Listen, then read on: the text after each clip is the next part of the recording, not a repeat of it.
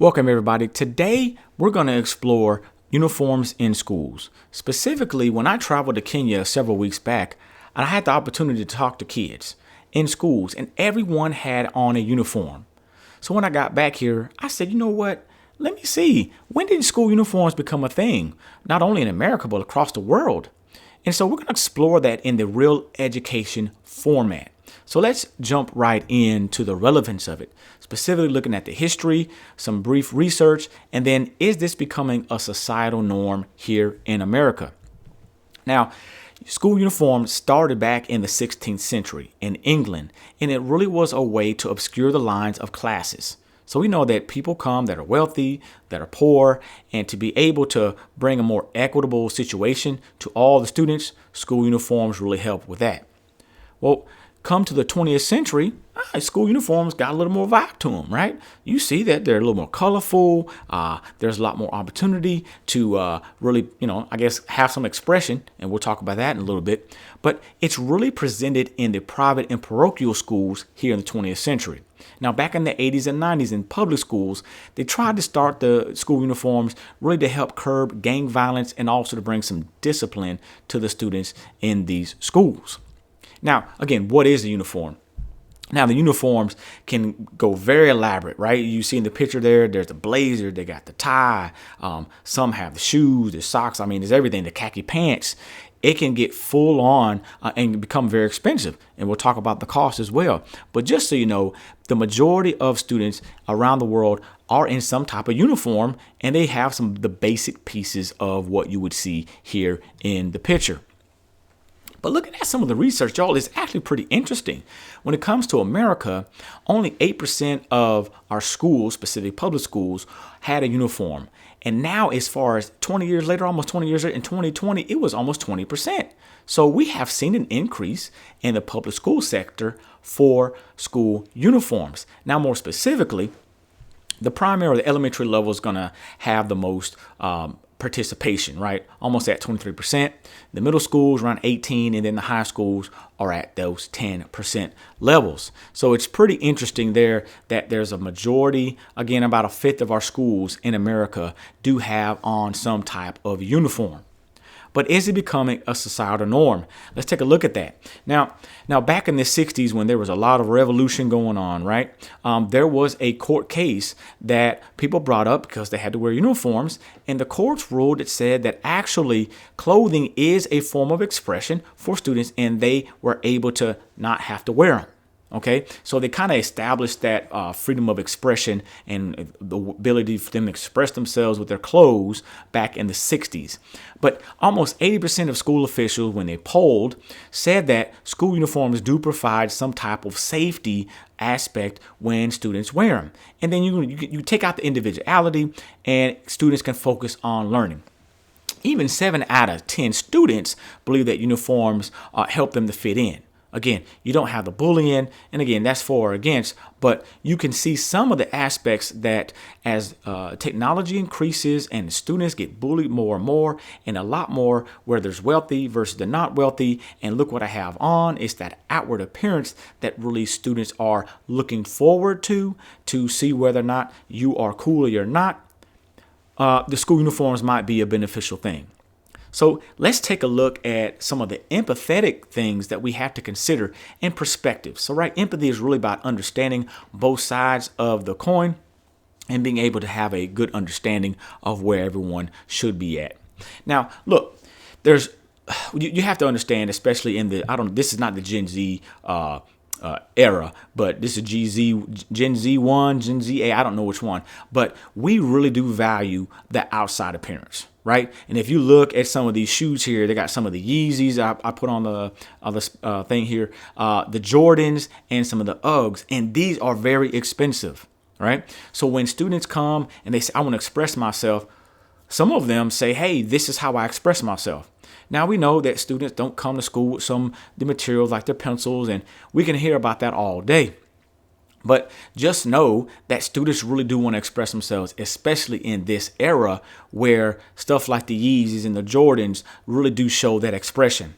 But let's take a student experience, again, more towards why they don't want the the school uniforms. Now, one student said that sometimes, to being able to express your emotional and that expression, it really helps them to be happy. And it shows that they are different, right? Again, because if you come to school and everyone looks the same, then again, they're not seeing that expression that some students, especially at the younger age, really do value, right? So we don't value that you're really smart or that maybe you are intellectual, gifted in one area or something like that. Students don't want to hear that, right? So how can they immediately show that this is how I express myself?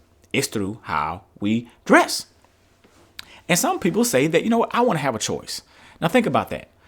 In the world that we live in now, a lot of people talk about that personalized, that customized things that we get to do every single day, right? Everything's customized. And so why when we get to school, it has to be stale?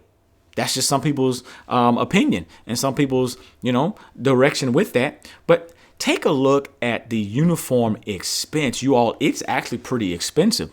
And when it comes to inflation, we're looking at almost $300 just for a uniform, right? So again, not just saying for or against, but some, if you're looking at the primary level, can be as low as $10 for a shirt, $30 for a sweater. The shoes could be $20.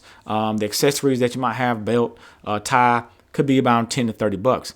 But on the high end, if you're really looking at getting a full set for a uniform, you could almost be paying $300. I've seen it to where it's almost $500 for a single uniform. And so think about that. Other things to consider when you're looking at those uniforms. What if I have multiple children? So if you have 3 or 4 children and you have to wear a uniform, man, that's going to then get very costly, right? We know inflation is pretty rampant and it's continuing to skyrocket. So if you're now thinking about having to dress 4 children or 3 children in school uniforms, that can get costly. What about the quality of the clothing? Because if you've seen, hey, kids don't really take care of things these days, and the quality that we've seen now is very minimal. So you may have to replace them. Students that go outside, children that go outside and play, they get the knees all got holes in them. You're going to have to replace that. So thinking about not only do you have to get a uniform, you have to replace it. And is that cost going to go to you? And then what about shopping for other clothes? So, when the kids get home, you don't want to get those clothes dirty. So you're going to have to, or get them, ruined. So you have to buy other clothes. So not only then, if you have to buy a uniform, then you have to also still get other clothes so that they can wear around the house or wear it outside on the weekend. And again, that could be very costly. So we have to weigh our pros and cons versus for or against. And is school uniforms really something that we want to really do or not do? But let's just look a little bit closer to that perspective. Listen, school officials really believe that the uniforms, if they are actually putting them in place, is really to create that positive learning environment. And again, in this digital age that we live in, a lot of students are doing bullying, right? So everything that they can see with their eyes and they can manipulate and they can show, that I'm better than you, they're going to do it. So they're really going to do it through how they dress. So thinking about that, it's important that if we do have a uniform policy, and not even uniform in general, but what about a student code of conduct when it comes to dress code? So I've seen it over and over again. If you look at in this picture here, see a girl with a hoodie on. I've seen this, like when we do have school uniform policies or school dress code policies, it can turn south very quickly. And you can just go ask a kid to take that hood off. And guess what? Maybe they're having a bad hair day. But I've seen it go from I'm just having a bad hair day and I really don't want to. I need to talk to you about that conversation. To now you're going to out of school suspension for 5 days because you refuse to do it. And we started getting into an argument about that and kids flying off the handle, So it's important that if we do enact different policies for uniforms, let's say they forget their tie or they forget their belt, are we going to be compassionate with that? I know, man, we got to teach these students a lesson. Yeah, we do. But again, at the end of the day, you have to look at everybody's situation. And that's that perspective that we want to make sure that we are really taking a look at. Are we looking at, if we do implement a school policy for uniforms, do we have everything at the table, whether somebody has it, if they lost it, replacements, all those things. And let's say a kid doesn't have the belt. We're going to send them in school suspension for 3 days because they don't have it. Now they're losing instructional time. So it can negatively affect students in either way. The next thing that we're going to look at is just action. And these, with action, we're just looking at 3 solutions to help either integrate school uniform policies into your school district, wherever you're thinking about being able to do that. And we'll look at the first solution when it comes to uniform policies. The first thing is listen, talk to school leadership about school uniforms. If you have uniforms, or if you're thinking about getting them, or even getting rid of them, it's important to not only ask the parents, ask the staff, but also ask the students. Because oftentimes when we put policies in place, sometimes we forget about asking the students. And the students will give you the understanding, hey, you know what, maybe 70% of the students say, you know what, maybe we do need something as far as uniform, because I'm tired of getting bullied because I don't have Jordans, I don't have the Yeezys, I don't have no Uggs, I don't have no brand designer jeans. So uniforms could be a good thing, but we want to make sure that we're talking with our students about it, and invite administration into that conversation, invite parents in that conversation. And that's a great start to make sure that you can either update the policy, get something new, or work with each other to make sure that that is done. The second solution is to have balance. Listen. If you have school uniforms, one great way to be able to bring balance or a good incentive for the students is to have some dress down days, right? Students love the dress down days. If they have uniforms on Fridays, maybe they can dress down, and that's just a good way that you can still show that individuality and that expression, and do it in a way that is meaningful to the students, and they feel valued and their feedback is being heard. Now, what if you don't have a uniform? Well, what about dressing up? We dress up for homecoming, we dress up for, Halloween and different other events. And so having students dress up one day, maybe on a Wednesday, right? So every kid comes to school looking like their best, the best they can. And that's another way, again, to promote just that overall confidence and building and showing that outward expression, doing it in a unified format. And the last solution that I would give is that, if you're trying to, again, enact uniforms in schools, but that, some of your stakeholders don't have the money, your parents don't have the money, seek out different funding opportunities, right? So that can either pay for part or all of it. So maybe that can pay for part of it. So if somebody sets up for a scholarship, they can pay for part of it. If the student loses it or needs a replacement, that could be funded through some funding. So there are a lot of opportunities for funding, and that should not be a barrier if you're trying to enact different school uniforms or not. The whole point is to get everybody on the same page when you're looking at those school uniforms. And the last thing we're going to talk about is lifelong learning, right? Connecting that to not only today being in school, but what out in the world do you see that provides the same thing that's going to teach me long term, that whether I have a uniform or not, I still have to have some kind of semblance as far as the connection. And I love this lifelong learning connection because, listen, regardless if we like uniforms or not, we have uniforms in life. Right? If you're in the military, you got to wear a uniform. So if you have this thing where, my individuality is gone. Well, if you decide to join the military, gone, right? What if you want to work at Amazon? Amazon has a uniform, right?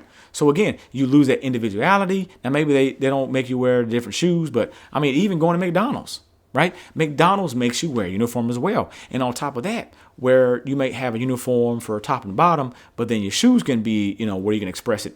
Well, you're not going to do that at McDonald's either, right? Because you have to wear those black non-slip shoes, and probably more so as well at Amazon. And of course, at the military, you have to wear boots. So life shows us that, you do have to wear a uniform at some point. So the freedom of expression and being able to do certain things, again, happens after hours, after you get off work or on the weekend. And that really can go forward to being able to do that. So listen, you all, that is it for school uniforms. What do you think?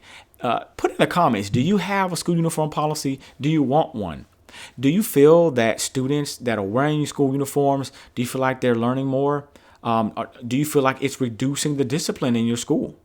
Put the comments in there and follow me for more content like this. I'm going to be putting these out hopefully every week, and we'll see you next time.